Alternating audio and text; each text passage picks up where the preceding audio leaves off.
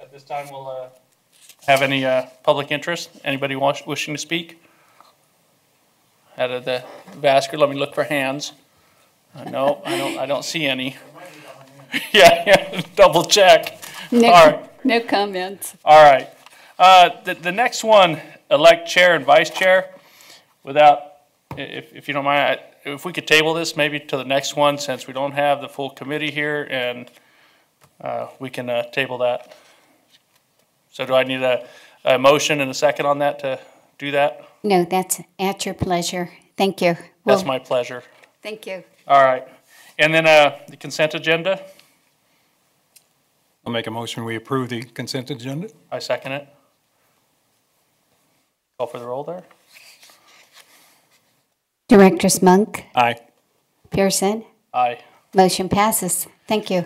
Great. Now we have a revision to our current board policy. Good evening, directors, Board Clerk Tilson. Mark Wells, Deputy Chief in Administration, and tonight we are going to be reviewing our policy on the alternative work schedule policy. This policy initially was a 1996 policy. That was its last revision. In February 23rd of this year, this policy went for the initial draft through the policy committee. And tonight, we've gone through and made the recommended changes. It's been a number of months since we've met as a policy committee, but we've gone through and made a number of changes to this document, and I'd like to solicit your input for final comments or discussion. And one of the things that I know for sure we talked about was a couple of the definitions, and we put all those in to make sure that everybody understood fully what each one of the terms meant within our document, and per our policy guidelines, we have definitions. Also, we spoke last time regarding what the definition of a work period was, and we defined that further in this document. So, at your pleasure, whether you'd like to go through the document again, or if there's specific items that for further question or review that you'd like to discuss. I just had one, because like you said, it's been a while, and I'm trying to, my memory's not very good, but number 6 on page 7 of what you have, or page 3 of the actual board policy. Page 3 of 3, number 7. No, 6. Number 6, the CTO, PTO? Yeah. Okay. I had a question on it. As far as it says that the leave usage will be charged based on an hour-for-hour basis equal to the number of hours. When I'm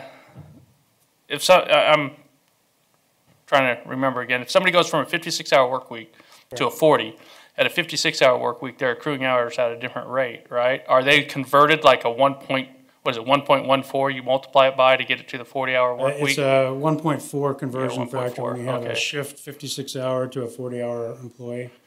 And then obviously this policy also affects personnel that are miscellaneous employees that wouldn't be working the 56-hour work week. Right. As an example, CTO and PTO are not actually accrued by safety employees, shift personnel. Oh, okay. They get they don't get CTO in the shift world, and they don't accrue PTO either. PTO is paid time off that administrative personnel, just to use that as a blanket term, they get a separate bank, whereas the shift personnel get holiday leave and vacation leave. So this doesn't pertain to this shift, 56-hour work week, people coming to work a 40-hour alternate work schedule?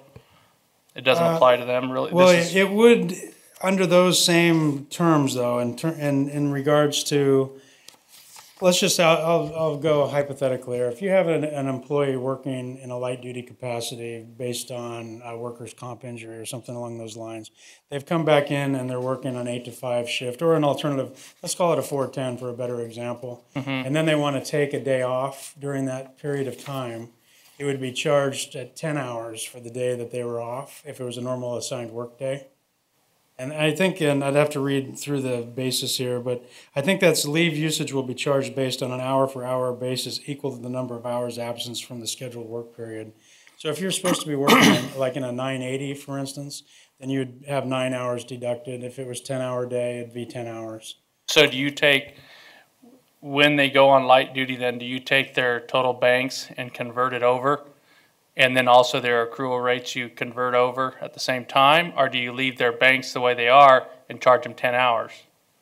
It would be done on a conversion, depending, I mean, there's some language, and off the top of my head, I don't obviously do the payroll and that conversion factor, but when you're working for a period of time, I believe it's 30 days or more on a, let's just say it's a shift captain coming in for an EMS opportunity, then they don't start accruing like the day staff premium until they've been on, I believe, for 30 days.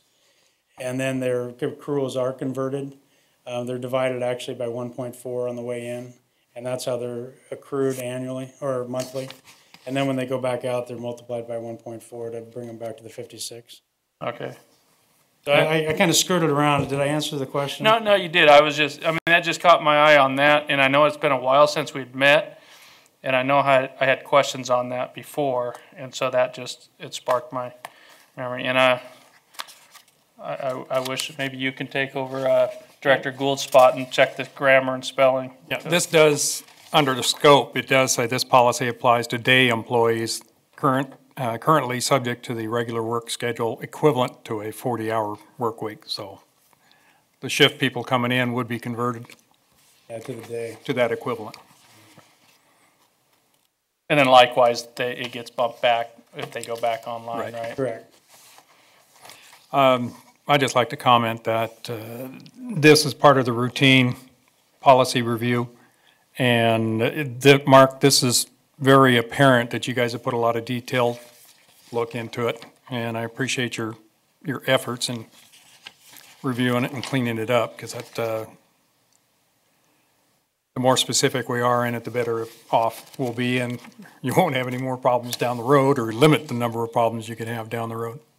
I would agree. I think, you know, just based on if you look at the clean copy with the yellow highlighted changes, there's not too many paragraphs that aren't either a little bit yellow or completely yellow. Yeah. So there has been, and I will say that it's not me on this effort, it's the HR staff, Melissa Maddox.